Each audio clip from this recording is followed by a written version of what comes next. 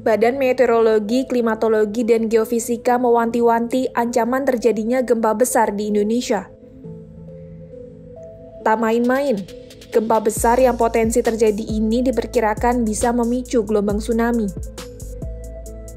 Guru Besar Bidang Geodesi Gempa Bumi Institut Teknologi Bandung, Irwan Meilano menyebut gempa megatrust bisa terjadi di atas magnitudo 8. Gempa megatrust itu berarti gempanya di atas 8, terus mekanismenya naik.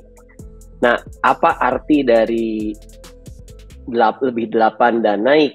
Artinya yaitu bahwa potensi ancaman dari gempa ini yang pertama adalah goncangan yang sangat kuat ya. Jadi gempa ini berpotensi untuk menghasilkan goncangan yang sangat kuat. Kenapa? Karena magnitudonya 8. Dan yang kedua, beberapa gempa jenis ini terjadi di laut. Begitu terjadinya di laut, terus tiba-tiba ada kolom air, tiba-tiba ada bagian dari dasar laut naik ke atas gitu ya. Maka kolom air di atasnya, ada air laut di atasnya pun pasti akan terangkat kan. Nah, pada saat airnya terangkat, maka menghasilkan tsunami. Jadi potensi dari yang kita khawatirkan dari gempa megatrust, yaitu goncangannya yang kuat dan juga berpotensi untuk menghasilkan tsunami. Irwan menambahkan ia membantah bahwa gempa megatrust dapat membelah Pulau Jawa. Efek dari gempa bumi hasil observasinya pasca kejadian gempa di Indonesia adalah robekan di daratan. Ia menyebut bahwa penguatan literasi bagi masyarakat harus dikedepankan.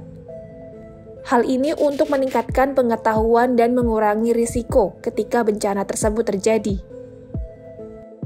Misalnya, robekan pada bidang gempa yang kami temukan pada saat gempa Jogja 2006. Bayangkan, gempa Jogja 2006 itu kan cukup masif ya.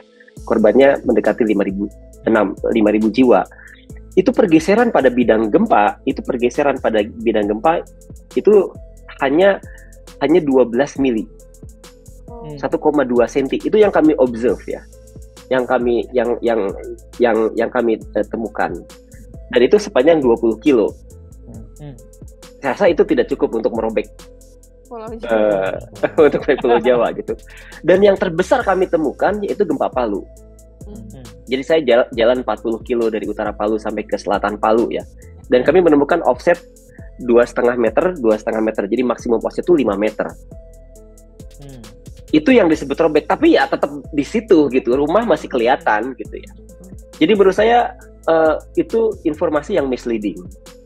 Dan untuk itu saya ya sangat mengapresiasi Kompas. Jadi menurut saya salah satu persoalan serius dalam upaya pengurangan risiko bencana di Indonesia adalah literasi. Pemahaman kita masyarakat dan mohon maaf beberapa kebijakan akan gempa bencana itu tidak didukung oleh pengetahuan yang kuat. Itu menurut saya persoalan yang sangat serius. Begitu literasi tidak menyebar, maka yang dominan itu adalah hoax yang kemudian dominan gitu ya. Sehingga menjadi tugas kita bersama untuk menurunkan hasil riset ke dalam bahasa publik yang mudah dimengerti tanpa menimbulkan kepanikan. Menurut saya panik itu terjadi pada saat knowledge-nya tuh nggak punya gitu. Karena saya termasuk yang meyakini bahwa gempa itu bukan bencana ya. Gempa itu adalah proses alam sebagai konsekuensi negara kita, negara yang kaya. Sebagai konsekuensi kita punya mineral yang sangat banyak, kita punya minyak, punya gas alam. Konsekuensinya berarti kita aktif, yang artinya kita punya gempa. Dan gempa itu bukan bencana. Gempa itu adalah potensi bencana. Yang jadi bencana itu kan kerusakan bangunan, infrastruktur yang tidak kuat, sekolah yang ambruk, rumah sakit yang kolaps. Jadi kita punya pilihan sebetulnya untuk mengetahui potensi kita, mengetahui diri kita. Saya sering menyebutkan memahami gempa adalah cara kita memahami Indonesia. Cara kita memahami bagaimana kita membangun bangsa ini menjadi bangsa besar. Karena kalau kita paham itu, maka gempa bumi tidak harus jadi bencana. Selain itu, Irwan meminta semua pihak berpartisipasi dalam menekan risiko kebencanaan. Mitigasi harus menjadi kerjasama antara masyarakat dan pemerintah. Sementara itu, Perekayasa di Balai Teknologi Infrastruktur Pelabuhan dan Dinamika Pantai BRIN, Wio Kongko menyebut, megatrust Selat Sunda memang berpotensi menyebabkan gempa besar berkekuatan magnitudo 8,7 atau lebih. Ia menyebut hal itu dapat terjadi jika gempa megatrust Selat Sunda bersamaan dengan segmentasi yang berada di atasnya, yaitu megatrust Enggano di Bengkulu.